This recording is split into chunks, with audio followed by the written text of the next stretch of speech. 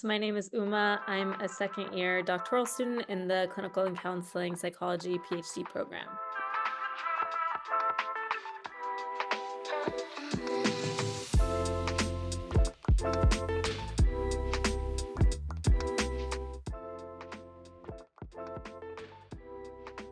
Really interested in developing and testing trauma-informed, culturally adapted interventions, particularly for those who've been impacted by the juvenile legal and child welfare systems, as well as conducting research that can promote systems change more broadly and sort of altering the system's response to girls and gender expansive youth who do get arrested or who do have a case open. So because of this, I am currently exploring how the juvenile legal and child welfare systems respond to youth and families, and also how we can use community-based advocacy interventions like the one I currently work at called Roses, how those can be effective and impactful for girls and gender expansive youth.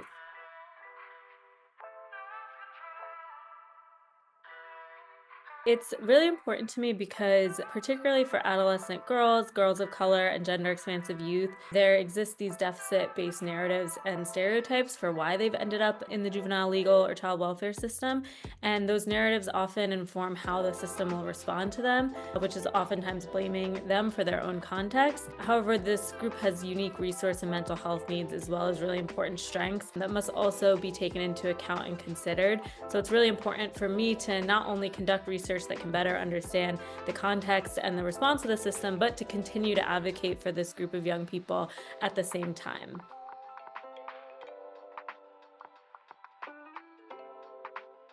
This group of young people has a specific set of unique needs, goals, and contexts that often don't end up getting considered in their own court and administrative decisions about their cases. So, we're currently developing a gender responsive, trauma informed, and anti racist training for juvenile legal and child welfare system stakeholders so that we can support stakeholders in how to be more relational in their approach to young people and be more attuned to their needs and their context and what their own goals are. So, this includes considering that these young people live at the intersection of racism and patriarchy and will often lose access to resources that they have a right to. And so, we think it's important to find alternative ways of ensuring that girls and gender expansive youth get access to the resources they need and that the system responds to them in a different way than they have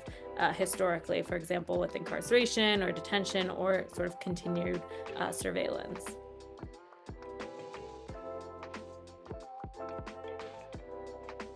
To pursue sort of careers in both, I think it's really important to sort of be sure of your own values and what's important to you so that you can find and work with communities outside of academia, but then also within research labs, and finding mentors that you do feel connected to and aligned with. And then on the flip side of that, don't be afraid to say no to opportunities that don't necessarily align with your values and what you find important.